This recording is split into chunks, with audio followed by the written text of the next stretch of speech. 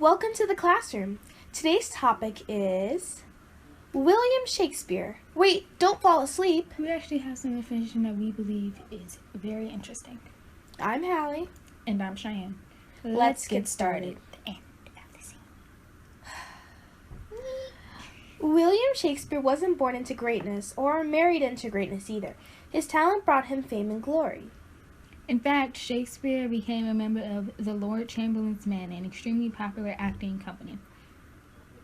Some of Shakespeare's famous plays were Hamlet, Romeo and Juliet, As You Like It, and Macbeth.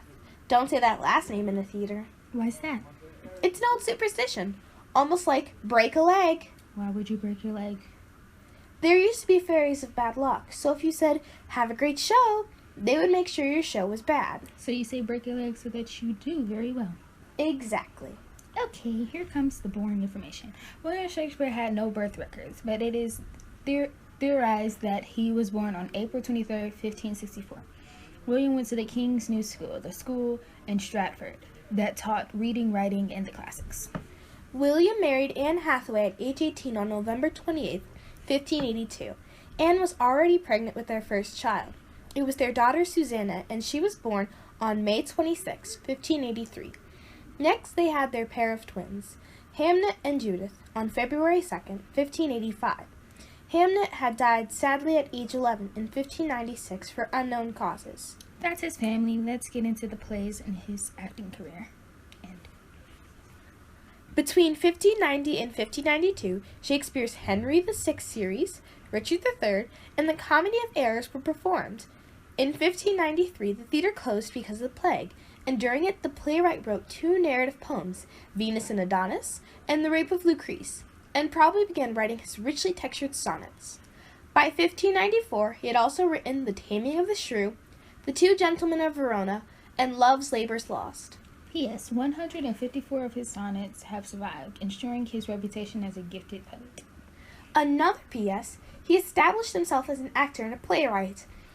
In fact, like we said earlier, Shakespeare became a shareholder in the Lord Chamberlain's Men, one of the most popular acting companies in London. He remained a member of this company for the rest of his career, often playing before the court of Queen Elizabeth I. Back to his sonnets. Right. Shakespeare entered one of his most prolific periods around 1595, writing Richard II, Romeo and Juliet, A Midsummer Night's Dream, and The Merchant of Venice.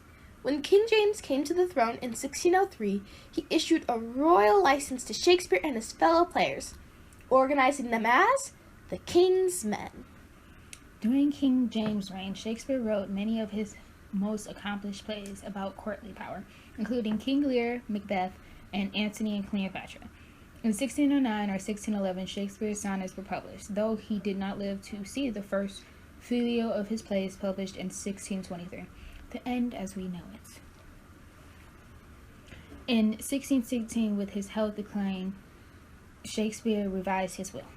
Since his only son, Hamnet, had died in 1596, Shakespeare left the bulk of his estate to his two daughters, with monetary gifts set aside for his sister, theater partners, friends, and the poor of Stratford.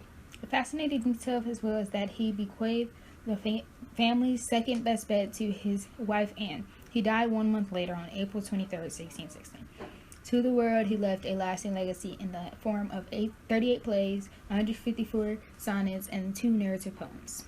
When William Shakespeare died in his birthplace of Stratford-upon-Avon, he was recognized as one of the greatest English playwrights of his era.